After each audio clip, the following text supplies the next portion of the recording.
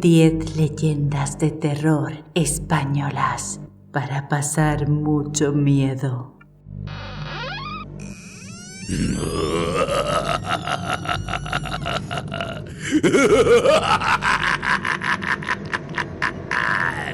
Te hablan de la cripta.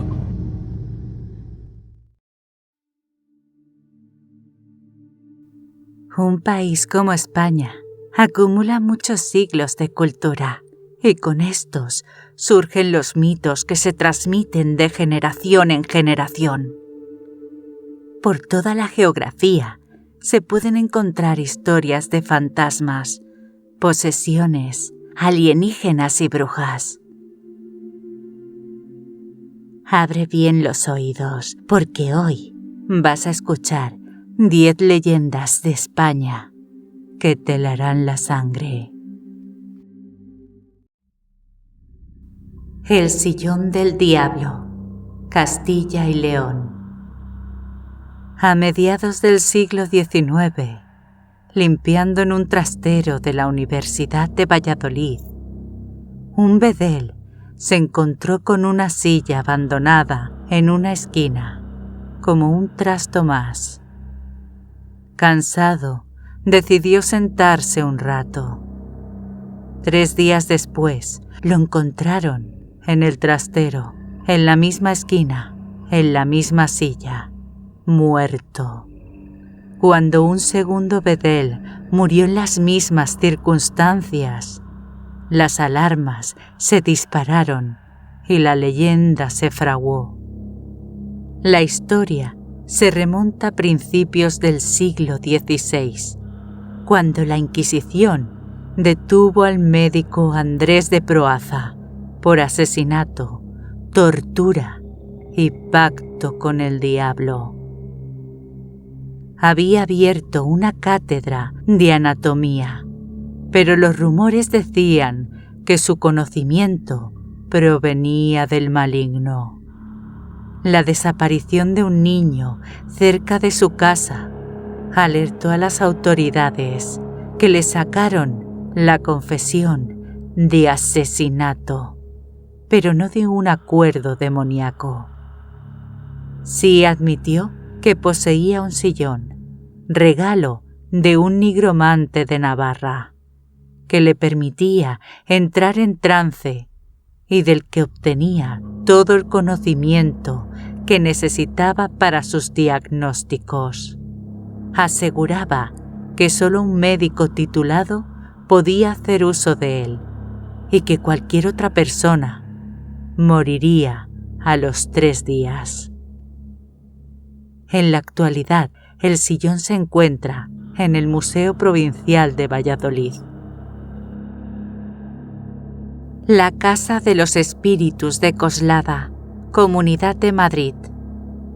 2 años de ruidos extraños y sucesos inexplicables mantuvieron despierta a una pareja en la localidad madrileña de Coslada en 1993. Cuando su hijo cayó enfermo sin razón aparente, decidieron investigar. Al arrancar el papel de una de las paredes de su casa, en la calle del Doctor Barraquer, de donde procedían los fenómenos más virulentos, descubrieron que debajo se dibujaba un nombre: Charo. Algunos vecinos recordaron la época en la que el apartamento estuvo ocupado por una mujer que decía ser vidente. Tenía una bola de cristal y se decía que realizaba rituales extraños, además de practicar la ouija. El nombre de la vidente, de la que no se supo nada después de que abandonase la casa, era Charo. Clara Tahoces, colaboradora de Cuarto Milenio, estuvo investigando el caso y descubrió que la pareja decidió mudarse, pero los vecinos siguieron escuchando ruidos que provenían de la vivienda vacía.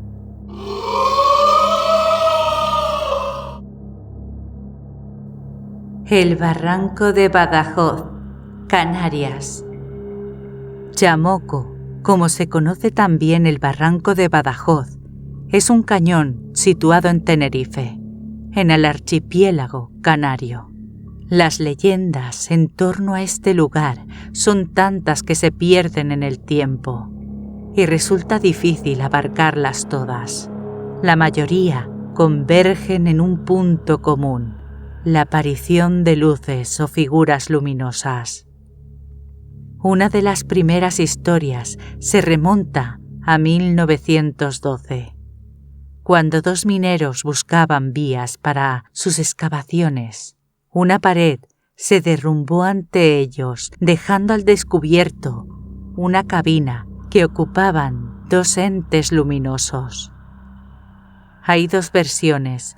En una, huyeron despavoridos en busca de la Guardia Civil. En la otra, los entes les mostraron el lugar perfecto para cavar. No era la primera vez que alguien se topaba con los seres brillantes. Décadas antes, una niña salió a buscar fruta por el barranco. Al llegar a un peral, le pudo el cansancio y se durmió. Se despertó al notar la presencia de un hombre alto, vestido de blanco, que la invitó a irse con él. No sintió miedo alguno y lo acompañó al interior de una cueva que daba a un valle en el que habían más entes como él. La niña salió al rato de la cueva, acompañada por el misterioso ser que la ayudó a recoger las peras antes de volver a casa. Pero cuando regresó al pueblo, todo el mundo estaba perplejo. Lo que para la niña habían sido unas pocas horas, eran en realidad 20 años. El Cortijo Jurado, Andalucía. A la entrada de Campanillas, en Málaga, se levanta un edificio solitario, marcado por la leyenda, la guerra y la miseria. Es el Cortijo Jurado, construido por la familia Heredia a mediados del siglo XIX.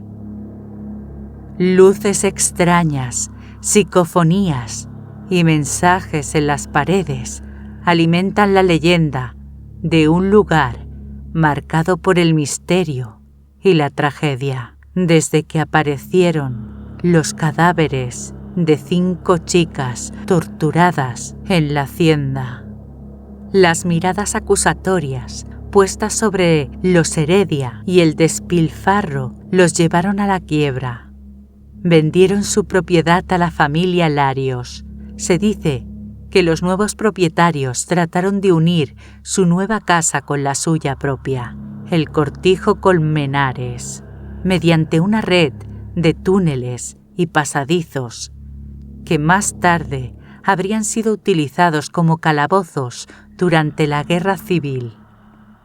Allí se produjeron fusilamientos y muertes en el cortijo, que fue empleado también como hospital. Los gritos de torturados, enfermos y muertos parecen recorrer los pasillos del lugar, atrayendo a investigadores de lo paranormal en busca de una puerta al más allá.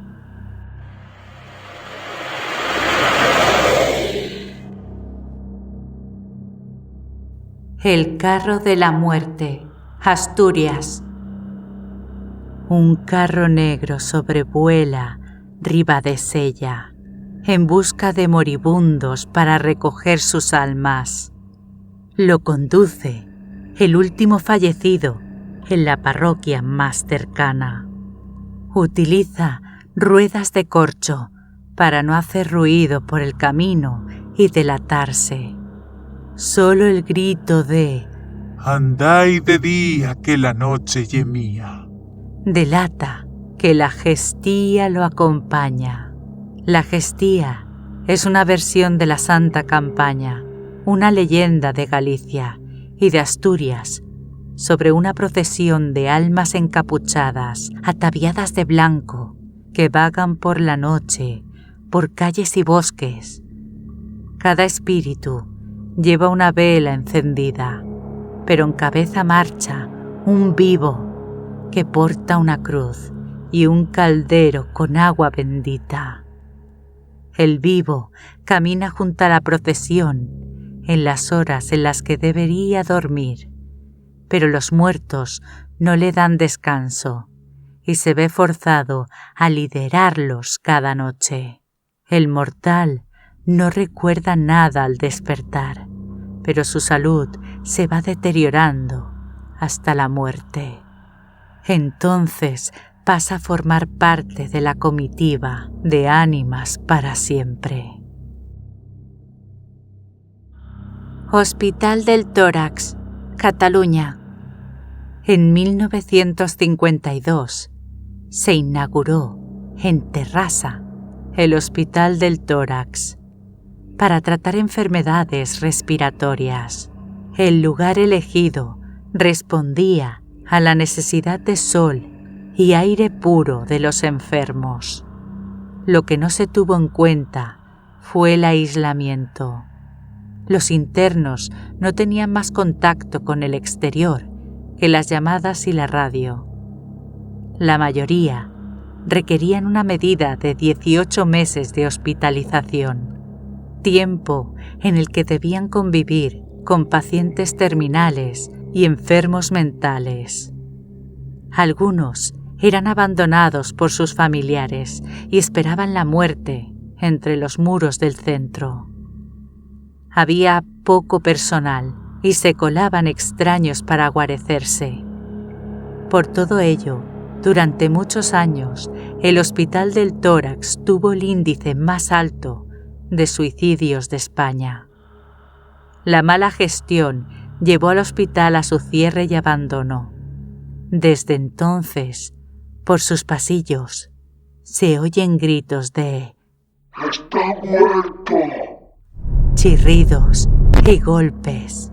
Entre los sucesos que han quedado registrados está el robo de un feto en formol de una habitación en 2003. Otro feto apareció envuelto en periódico cerca del edificio. Poco queda ya del horror de lo que un día fue el hospital, reconvertido en un parque audiovisual, pero no era raro ver, en sus años de abandono, pentáculos y símbolos satánicos grabados en paredes y suelos. El Reptiliano de Yesa, Comunidad Valenciana. 3 cazadores se adentraron en un barranco cercano al pueblo de La Yesa, una mañana de agosto de 1968. Uno de ellos, Mateo, buscó unos arbustos para orinar y se topó con una figura vestida de forma extraña. Un traje blanco cubría su cuerpo y llevaba una mochila plateada colgada a su espalda. Parecía demasiado grande y más extraña aún era la protuberancia que asomaba por su espalda a modo de larga cola que se balanceaba como el rabo de un lagarto. La cabeza también era reptiliana, cubierta de escamas y con ojos grandes y brillantes. De su boca surgía una lengua de serpiente. Los compañeros de Mateo fueron a buscarlo y observaron la llegada de un cilindro metálico surgido del cielo que descendía hacia la criatura. Volvían a por las escopetas cuando un fuerte estruendo resonó por la montaña. No quedaba rastro del ser, pero sí un fuerte olor a azufre y hierba quemada. Al huir del lugar, se cruzaron con 2 guardias civiles. Cuando les contaron la historia, contestaron impertérritos: Por estas tierras, eso es normal. Las Sorginas de Zugarramundi, País Vasco. Arquervelth era un espíritu protector de los animales, identificado como un macho cabrío. Sus seguidores eran en su mayoría mujeres que recibieron el nombre de Sorginac, a las que se les atribuían poderes y malignas intenciones. También existe la leyenda de que adoraban a Marí, una diosa de la tierra que residía en la cueva de Amboto. Por eso, a veces se hace referencia a ella como la Dama de Amboto. Es uno de los mitos fundacionales de las brujas del País Vasco, una región que hierve de leyendas sobre brujería, de las que la más famosa tiene poco de magia y mucho de muerte. Las brujas de Zugarramurdi, llevadas al cine por Alex de la Iglesia.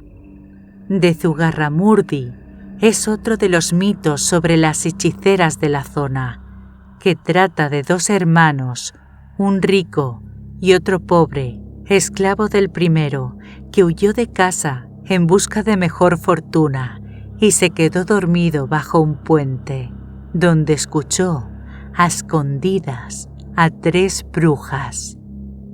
Las sorginas volvían de un aquelarre, una palabra de origen vasco que deriva del significado prado del macho cabrío, y se reían porque ocultaban a una enferma el remedio para curarse. El joven fue a por él y fue recompensado por el marido de la mujer, ya recuperada. Cuando su hermano trató de espiar a las brujas para enriquecerse aún más, no tuvo tan buena suerte. Las sorginas se aparecieron con un dicho popular: que no somos, que si somos, 14.000 aquí estamos. Detectaron que las estaban escuchando y lo molieron a palos. El fantasma de Saucedilla, Extremadura.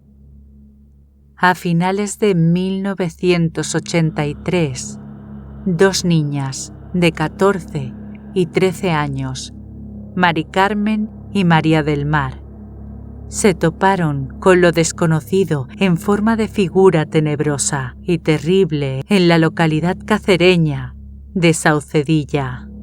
Mari Carmen volvía a su casa cuando una figura enorme cruzó la acera y se plantó ante ella.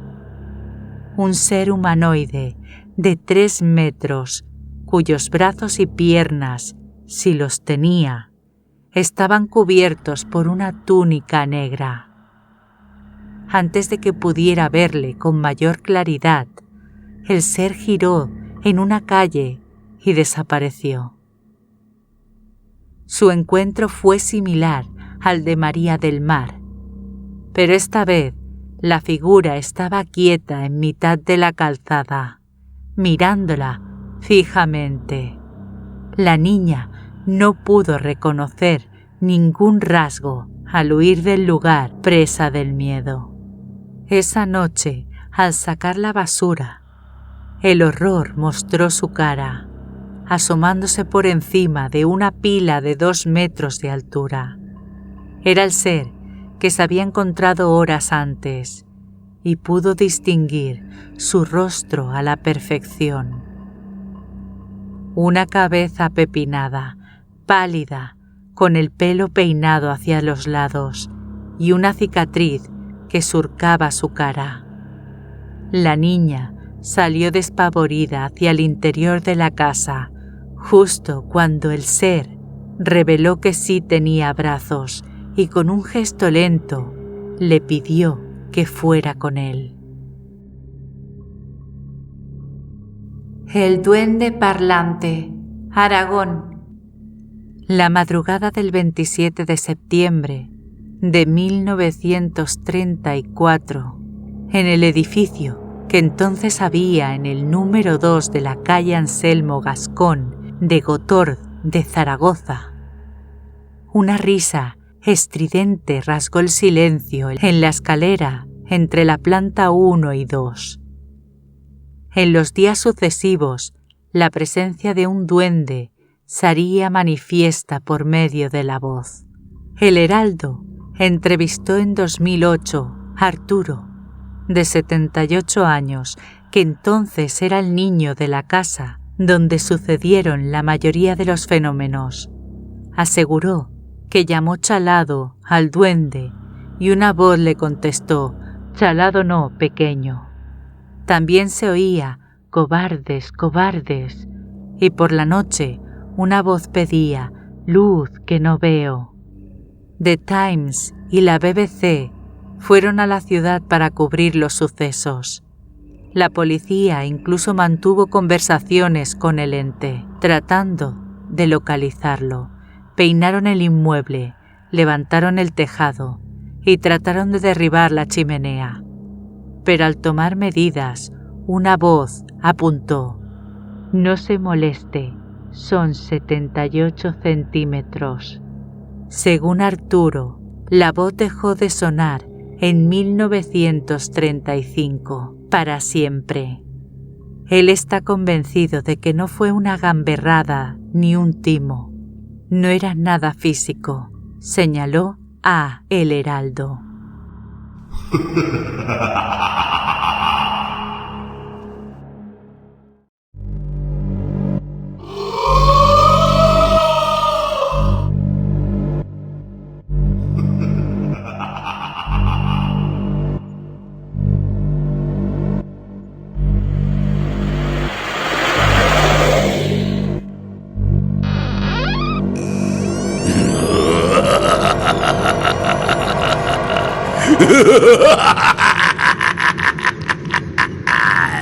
Te hablan de la cripta.